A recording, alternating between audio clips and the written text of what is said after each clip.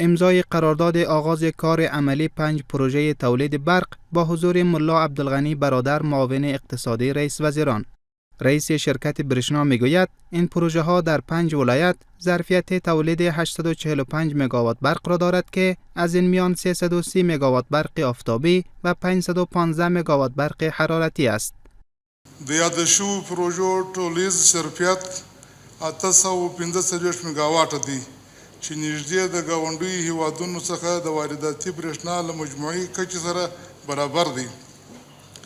پر دې پروژې د پانګونې ټولیز اندازه شاوخوا 463 میلیونه امریکایي ډالر ده چې نږدې 10 میلیارد افغانۍ کېږي اټکل شوې ده. هغه مهم او اساسي شی د یو مملکت چې انرژي ده او برق ده، هغه اساسي او مهم شی د یو ملک ده.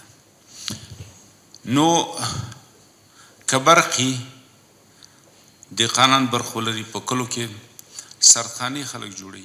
از سوی هم مقام های امارت اسلامی تاکید میکنند که تلاش ها برای خودکفایی کشور در بخش تولید انرژی برق با استفاده از منابع داخلی ادامه دارد.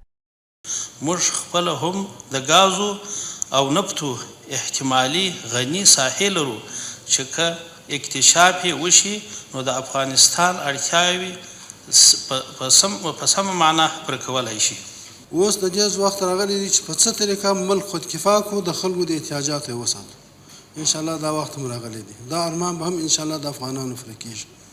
موږ د دې ځای د خپل ورونو ټول افغانانو ته وایو اطمینان ورکو چې اسلامي امارت او د خصوصي سکتور د تجارانو د دوی احکام تعهدونه چې موږ وینو ان شاء الله ولازم د دوی به هغه ارمانونه چې دوی په زړه کې لري هغه به پوره کېږي. با این حال مقام های امارت اسلامی میگویند که اکنون فرصت سرمایه گذاری در کشور فراهم شده و بازرگانان می توانند در بخش های مختلف سرمایه گذاری نمایند.